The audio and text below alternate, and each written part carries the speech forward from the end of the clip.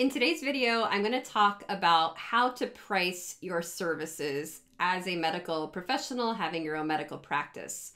So a lot of people have a lot of different ideas about how to optimally price. So we're going to do a little bit of a deep dive into the different options and which one I actually think is the best.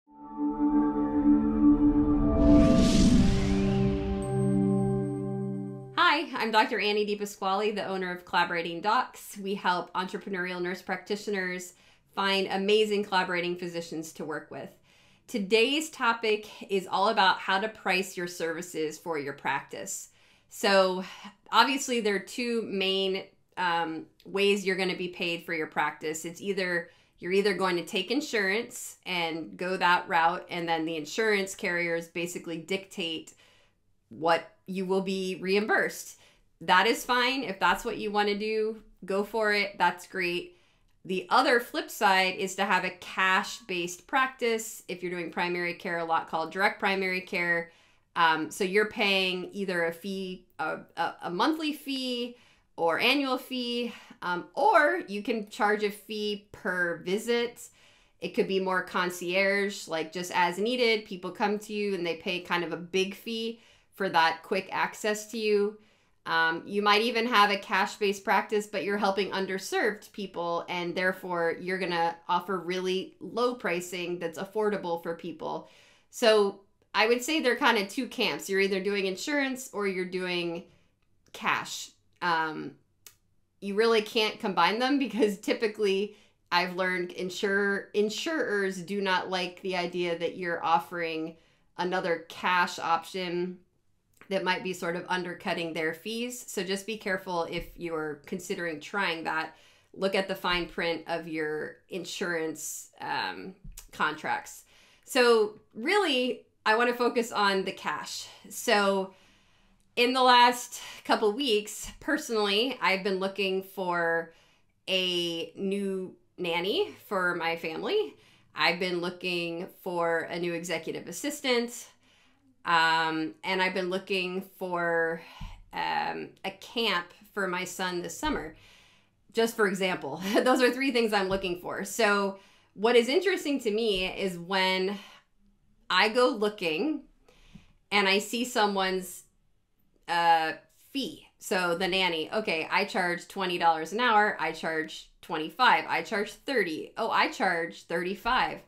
What am I thinking? I always immediately think it's second nature. Well, the one charging the most has to be the best.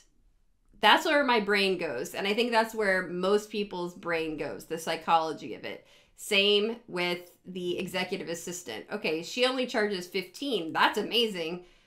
But what will the quality be? Because there's another person who is asking $55 an hour. How much more value will I get out of the $55 an hour?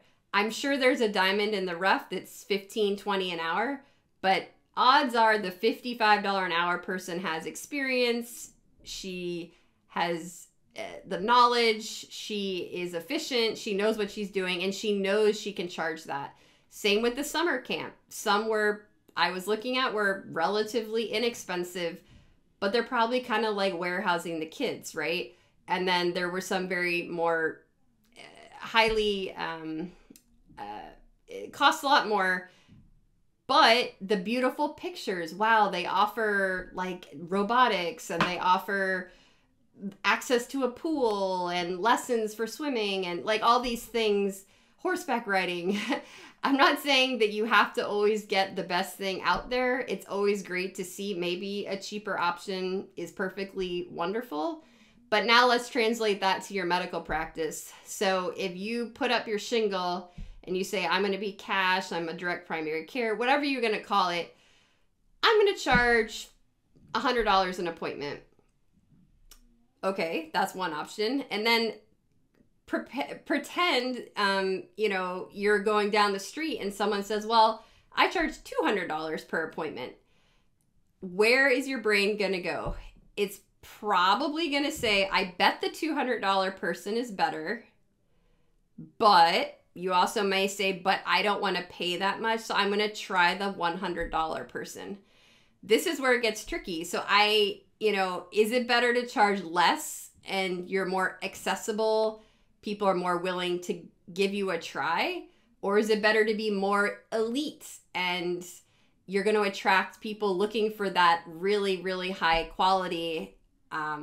Also, it's a little bit of a numbers game, right? Because it takes the $100 person 2 patients to come in the door to equal the one of the $200 person, which is more work. It's more work to see 2 people than 1 person. Takes more time, takes more staff, takes more everything.